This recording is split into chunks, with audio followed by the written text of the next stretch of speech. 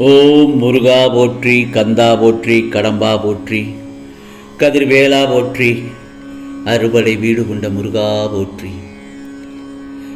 நீ எதிர்பார்த்த தகவல் வரும் 24ஆம் தேதிக்குள் நீ எதிர்பார்த்தபடியே உன்னை தேடி வரப்போகிறது. கேள் என் செல்லமே, ஆனந்த கண்ணீர் விடுவாய். இந்த முருகப்பெருமான் உன்னை கரம் பிடித்து எப்பொழுது இழுத்து வந்தேனோ, மறுகணமே உனக்கு பிடித்த வாழ்க்கை, பிடித்த விஷயங்கள், அதை நீ விரும்பினாலும் விரும்பாவிட்டாலும் நான் மனம் உவந்து உனக்கு செய்து தருவேன். இது முருகப்பெருமானின் சத்திய வாக்கு. இவைகளை எல்லாம் பெறுவதற்கு சற்று காலதாமதமாகலாம். அதுவரை சற்று பொறுமையாக காத்திருக்க வேண்டும் என் செல்லமே. உனக்கான தேவைகள் அனைத்தும் கிடைத்தே தீரும். தாமதமாவதும் கூட நன்மைக்கே என்றுதான் நீ நினைக்க வேண்டும். இந்த முருகப்பெருமான் என்ன கூறுவேன்?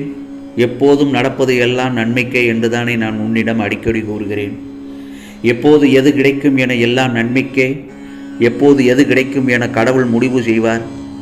சில நேரங்களில் உன்னுடைய பொறுமையை சோதிப்பார். அதற்காக நீ எப்பொழுதும் அவசரப்படக்கூடாது, பதட்டம் கூடாது. ஏனென்றால் நீ என்னுடைய செல்ல பொக்கிஷம், நீ என்னுடைய பொக்கிஷம், என் செல்ல பிள்ளை. உனக்கானது உன்னை தேடி வரும் வரை நீ உன் பாதையில் திடமாகத்தான் இருக்க வேண்டும். ஆகவே உன்னுடைய மகிழ்ச்சியை பெற தயாராக இரு. இப்பொழுது கஷ்டங்கள் இருக்கும், யாருக்குத்தான் கஷ்டங்கள் இல்லை? அதேபோல் கஷ்டங்கள் இருக்கும் இடமெல்லாம் அந்த இடத்தை எல்லாம் நீ கடந்து வந்து விட்டாய். ஆகவே முடிந்தவரை புன்னகையுடன் வாழ கற்றுக்கொள். உனக்கான வாழ்வு, இன்பம், மகிழ்ச்சியான செய்தி எதுவும் வர வேண்டும் என்றால் உனக்குள் ஒரு தத்துவம் மனதில் இருக்க வேண்டும். என்ன தெரியுமா? நான் தோற்க மாட்டேன், நான் தோற்று போக மாட்டேன் என்ற ஒரு சொல்லை நீ சொல்லிக்கொண்டே இருக்க வேண்டும். தோற்க மாட்டேன் என்ற ஒரு பொய்யை ஒருபோதும் சொல்ல மாட்டேன், ஆனால் வெல்லாமல் விடமாட்டேன் என்ற உண்மையை நிரூபிக்காமல் விடமாட்டேன் என்ற வைராக்கியம் இருக்க வேண்டும். நான் சொல்வது சற்று புரியாத மாதிரி தான் இருக்கிறதா? இன்னொரு முறை சொல்கிறேன். நான் தோற்க மாட்டேன் என்ற பொய்யை ஒருபோதும் சொல்ல மாட்டேன், ஆனால் வெல்லாமல் விடமாட்டேன் என்ற உண்மையை நிரூபிக்காமல் விடமாட்டேன் என்ற வைராக்கியம் இருக்க வேண்டும். நான் சொல்வது சரிதானே? ஆகவே தேவைப்படும் இடங்களில் பேசப்படாத உண்மை அனைத்தும் எப்பவுமே பொய்தான். இன்னொன்று நன்றாக தெரிந்து கொள். வாழ்க்கையை தேடிப்போவது கூடாது, தானாகவே அமைவதை வழிப்படுத்தி கொள்ள வேண்டும். திருப்தி இல்லாமல் இருந்தால் நல்லதுவே நடக்காது. எந்த ஒரு விஷயத்திலும் திருப்தியாக இருக்க கற்றுக்கொள். எது கிடைத்தாலும் அதை திருப்தியாக ஏற்றுக்கொள். முதலில் அதை மனதில் பக்குவப்படுத்திக்கொள். நல்லது நடப்பை கூட தடைபட்டு விடும் நீ அந்த மாதிரி இருந்தே என்றால்.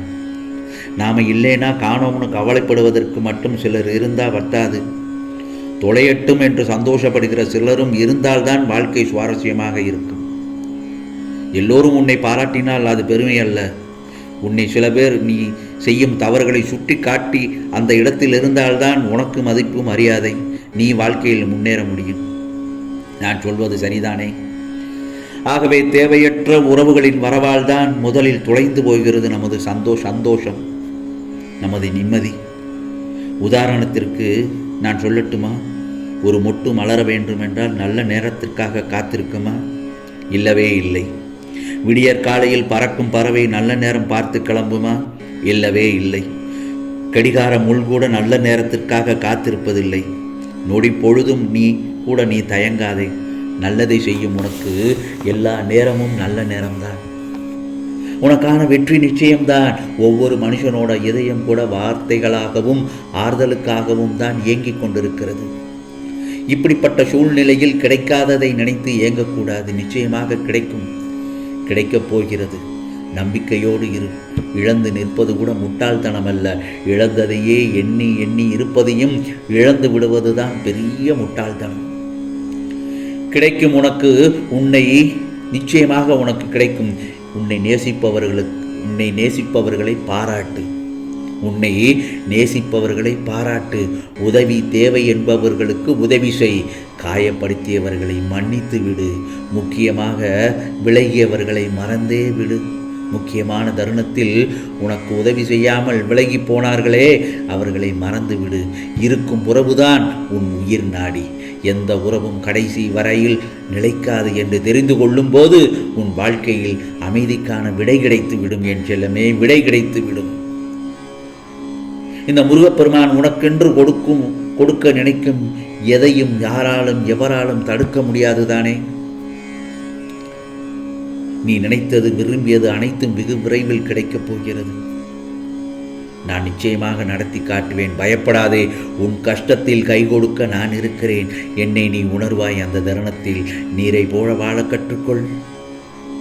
நீரானது எந்த வடிவத்தில் இருந்தாலும் நீர் இல்லாமல் நம்மால் எப்படி உயிர் வாழ முடியும்? அதேபோல்தான் உன் சிறப்பு என்ன என்று அறிந்து வாழ கற்றுக்கொள். உன் வாழ்க்கை சிறப்பாகும். இந்த முருகப்பெருமான் எப்பொழுதும் கைவிட மாட்டார் என்று முதலில் நம்பு. நான் உனக்கு நல்வழி காட்டுவேன். யாம் இருக்க பயமேன், வேலுண்டு வினையில்லை. முருகா, முருகா, கந்தா, கடம்பா என்று என்னை நீ அழைக்கும் பொழுது நான் உன் கூடவே தான் இருக்கிறேனே. அந்த தருணத்தில் நீ வேண்டியது அனைத்தும் நிச்சயமாக கிடைக்கப் போகிறது. இழந்ததை எல்லாம் திரும்ப பெறப்போகிறாய். உன்னை நல்ல சூழலில் சந்திக்க வந்துவிட்டது. உன்னை ஒரு நல்ல நேரம் காலம் எல்லாம் உன்னை சந்திக்க வந்துவிட்டது. தொலைந்தது, நீ தொலைத்தது அனைத்தும் உன்னிடம் வந்து சேரப்போகிறது. பிறகு பார், உன்னை அனைவரும் வியந்து பார்க்கும் அளவு உன்னை வாழ வைப்பேன். நிச்சயமாக உன் வாழ்க்கை வளமாக மாறப்போகிறது. உன் மனம் ஆனந்தத்தில் குதூகலிக்கும்படி மகிழ்ச்சி துள்ளலில் அற்புதமாக அதிர்ஷ்டம் வரப்போகிறது. பிறகு என் செல்ல பிள்ளை, நீ ராஜயோகத்தில் இருப்பாய். ராஜயோகம் உனக்கு என்று சொன்னவுடனே உனக்கு சந்தோஷத்தில் நீ மிதக்கின்றாய். யோகம் என்றாலே எல்லோருக்கும் அதில் ஒரு சந்தோஷம். அதிலும் ராஜயோகத்தில் நீ இருக்கப் போகிறாய் என்று சொன்னால், இந்த முருகப்பெருமான் சொன்னால் உனக்கு என்ன கவலை? நானே உனக்கு அருள்வாக்கு தந்துவிட்டேன். நீ என் செல்லப்பிள்ளை ராஜயோகத்தில் இருக்கப் போகிறாய். என் செல்லமே, உன்னுடைய கவலைகளை மறந்து சந்தோஷத்தில் இருக்கப் போகிறாய். நிம்மதியாக இரு. அதேபோல்தான் ஏதேனும் கிடைக்கவில்லை என்றால் இனிமேல் நமக்கு முருகப்பெருமான் இருக்கிறார், அவர் நமக்கு தருவார் என்ற நம்பிக்கையுடன் இருக்க வேண்டும். எல்லாம் பொறுமையாக இருக்க வேண்டும். ஏனென்றால் உன் நம்பிக்கை பொறுமை என்று மீன் போகாது என்று நான் பலமுறை உன்னிடம் சொல்லியிருக்கிறேன். என்றும் இந்த முருகப்பெருமான் உன்னை கைவிட மாட்டேன். என்னுடைய ஆசையால் நீ எப்போதும் சந்தோஷமாக வாழப்போகிறாய். நான் சொல்வதெல்லாம் என்ன தெரியுமா? உன் பிரச்சனைகளை எதிர்த்து நின்று போராடு. என்னுடைய அந்த வாக்கு என்றும் பொய்யாகாது. கஷ்டத்தின் முடிவில் சந்தோஷமே ஆரம்பமாக இருக்கும். ஆம், உன் வீட்டில் இந்த முருகப்பெருமான் ஒளியாக இருந்து காட்சி தருவேன். உன்னை தேடி வரும் எல்லா அதிர்ஷ்ட நாளும் உனக்காக காத்திருக்கிறது. ஆம், இது முருகப்பெருமானின் சத்திய வாக்கு, அருள் வாக்கு. ஓம் சரவண பவ, ஓம் சரவண பவ.